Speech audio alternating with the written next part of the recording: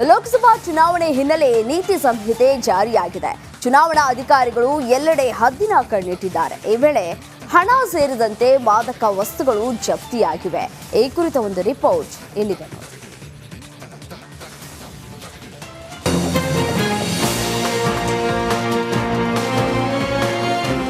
ಲೋಕ ಅಖಾಡದಲ್ಲಿ ಪ್ರಚಾರದ ಭರಾಟೆ ಜೋರಾಗಿದೆ. ಮತಬೇಟೆ ಭರ್ಜರಿಯಾಗಿ ಸಾಗ್ತಿದೆ. ಇದೇ ಹೊತ್ತಲ್ಲಿ ಕುರುಡು ಕಾಂಚಾಣದ ಕುಣಿತ ಕೂಡ ಜೋರಾಗಿದೆ. ಮದ್ಯ ಗಾಂಜಾದ ಘಮಲು ಎಲ್ಲೆಡೆ ಹಬ್ಬಿದೆ.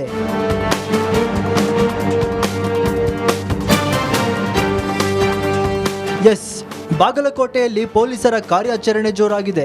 ಚೆಕ್ ಪೋಸ್ಟ್ಗಳಲ್ಲಿ ಖುದ್ದು ಚುನಾವಣಾ ಅಧಿಕಾರಿಗಳೇ ನಿಂತು ವಾಹನಗಳನ್ನ ಚೆಕ್ ಮಾಡ್ತಿದ್ದಾರೆ. ತಪಾಸಣೆ ವೇಳೆ ಅಕ್ರಮ ದಂಧೆ ಬಟಾ ಬಯಲಾಗಿದೆ. ನೀತಿ ಸಂಹಿತೆ ಶುರುವಾದಾಗಿನಿಂದ ಈವರೆಗೂ 1,70,00,000 ಹಣ ಹಾಗೆ 8 ಲಕ್ಷ ಮೌಲ್ಯದ 2012 ಲೀಟರ್ ಅಕ್ರಮ ಲಿಕ್ಕರ್ ಜಪ್ತಿ ಮಾಡಲಾಗಿದೆ. ನಮ್ಮ ನೀತಿ ಸಂಹಿತೆ ಮುಕ್ತಾಯ ಆಗೋದು 6/6/2024 ನೀತಿ ಸಂಹಿತೆ ಮುಗಿಯುತ್ತೆ. ಕ್ಯಾಶ್ ಸೀಸರು 1,80,99,740 ಮತ್ತು ಲಿಕ್ಕರು 2,022 ಲೀಟರ್ ರೀ. ಅದರದ್ದು ಅಂದಾಜು ಮೌಲ್ಯ 8,02,303 ಮತ್ತು 4 kg ಗಾಂಜಾ ವಶಪಡಿಸಿಕೊಳ್ಳಲಾಗಿದೆ. ಅದರದ್ದು ಮೊತ್ತ 40,000 ಅಂತ ಅಂದಾಜು ಮಾಡಲಾಗಿದೆ. ಇನ್ನು ಜಿಲ್ಲೆಯಲ್ಲಿ ಒಟ್ಟು 24 ಚೆಕ್ ಪೋಸ್ಟ್ಗಳು ಕಾರ್ಯನಿರ್ವಹಿಸುತ್ತಿವೆ. ಈವರೆಗೂ 40,000 ಮೌಲ್ಯದ 4 kg ಗಾಂಜಾವನ್ನ ಫ್ಲೈಯಿಂಗ್ ಸ್ಕ್ವಾಡ್ ಜಪ್ತಿ ಮಾಡಿದೆ. ಎಲ್ಲ ಚೆಕ್ ಪೋಸ್ಟ್ ವ್ಯಾಪ್ತಿಯಲ್ಲಿ ಸಿಸಿ ಕ್ಯಾಮೆರಾ ಅಳವಡಿಸಲಾಗಿದೆ. ಸಂಶಯ ಬಂದ ವಾಹನಗಳನ್ನ ತಪ್ಪದೆ ಚೆಕ್ ಮಾಡಲಾಗ್ತಿದೆ. ಪ್ರತಿ ಚೆಕ್ ಪೋಸ್ಟ್ ನಲ್ಲಿ 5 ಮಂದಿ ಸಿಬ್ಬಂದಿ, ಹೆಚ್ಚುವರಿ ಸಿಬ್ಬಂದಿ ಸೇರಿ ಒಟ್ಟು 300 ಸಿಬ್ಬಂದಿ ನೇಮಕ ಮಾಡಲಾಗಿದೆ. ಈವರೆಗೂ ಒಟ್ಟು 147 ಕೇಸ್ ದಾಖಲಾಗಿದೆ.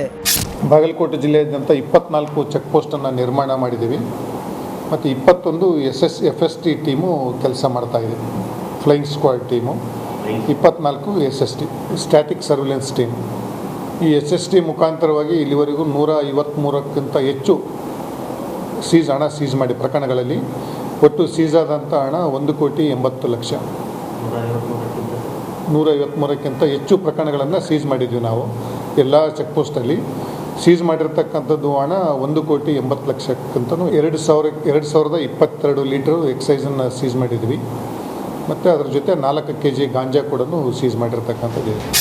ನೀತಿ ಸಂಹಿತೆ ಹಿನ್ನೆಲೆ ನಡೆಯುತ್ತಿರೋ ಪರಿಶೀಲನೆಯಲ್ಲಿ ಅಕ್ರಮ ದಂಧೆಗಳು ಬಯಲಾಗುತ್ತಿವೆ. ಇಂದಿನಿಂದ ನಾಮಪತ್ರ ಸಲ್ಲಿಕೆಯಾಗಲಿದ್ದು ಕಾಂಚನದ ಸದ್ದು ಜೋರಾಗಿಯೇ ಇರಲಿದೆ. ಹೀಗಾಗಿ ಅಧಿಕಾರಿಗಳು ಪಾರದರ್ಶಕವಾಗಿ ಕೆಲಸ ಮಾಡಿ ಚುನಾವಣೆ ಪ್ರಾಮಾಣಿಕತೆಯಿಂದ ನಡೆಯುವಂತೆ ನೋಡಿಕೊಳ್ಳಬೇಕು. ಸಿದ್ದು ದುತ್ತರಗಾವಿ, ರಿಪಬ್ಲಿಕ್ ಕನ್ನಡ, ಬಾಗಲಕೋಟೆ.